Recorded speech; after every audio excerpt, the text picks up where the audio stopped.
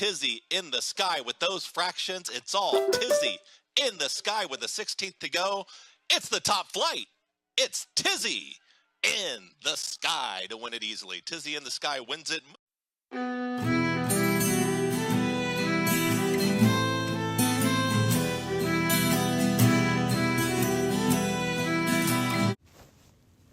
Welcome to this episode of Talking Racehorses. I'm the Horse Reactor, and this episode is on Tizzy in the Sky, a 6-year-old mare by Sky Kingdom out of Tiz the Tide by Tiz Now, owned by Kim Don Racing LLC, trained by Todd Pletcher. Bred in Kentucky by Westbrook Stables LLC. West Rock Stables LLC, not Westbrook. I don't know why I said that in the first place. Anyways, she ran at a few racetracks. Belmont at Aqueduct, Belmont. Wait, how did she run at Belmont if the track's under renovation?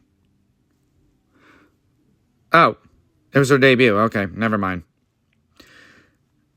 Then she ran at Gulfstream Park, Saratoga. And that was it for all the racetracks that she ran at. Anyways, I did see her in the ladies' stakes down at Aqueduct, and that was actually her final race of her career. And she didn't run in the Breeders' Cup or anything. That's strange. I think she should have, to be honest. Anyways, she also has Unbridled in her pedigree.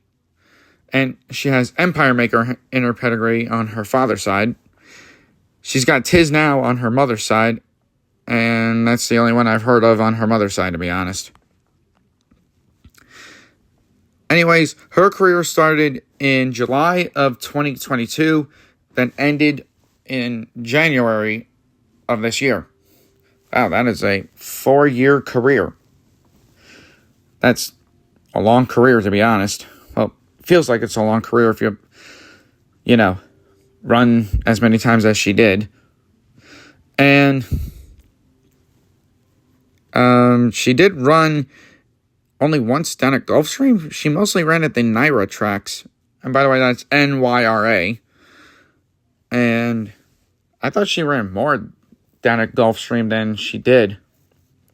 She only ran once in the Royal Delta Stakes. And that was last year when she lost to Honor D Lady. I'm not going to lie, I did not see that race at all. I would have remembered seeing it, though. Like, seeing it clearly on TV. And also, her birthday is March 16th. So, one day before St. Patrick's Day.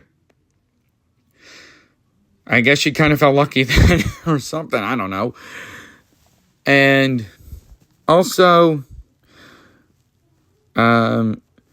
she did run in a lot of good races. A few maiden special weights, some allowance races, the Comley Stakes, Turn Back the Alarm, the Go For One, the Royal Delta Stakes, like I said earlier. The Top Flight Invitational. Okay, I don't think I remember watching that one. Ogden Phipps, she ran in. And by the way, that's OGDENPHIPPS. She also ran in the Go For One Stakes. And then in her final race, it was the Ladies Stakes, like I said earlier.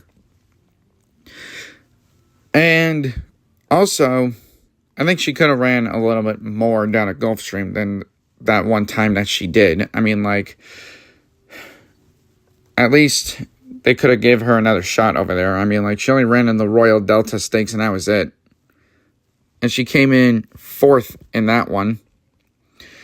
But they didn't give her the chance to run another race at Gulfstream, and she didn't win any races down at Gulfstream.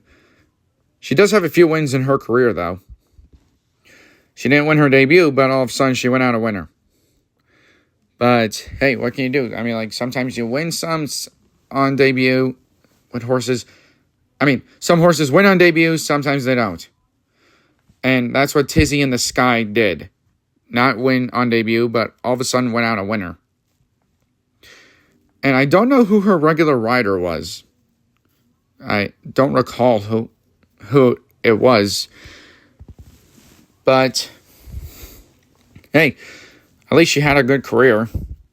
A lot of starts, a lot of races, barely a lot of wins, to be honest. But, hey, that's a sport of horse racing.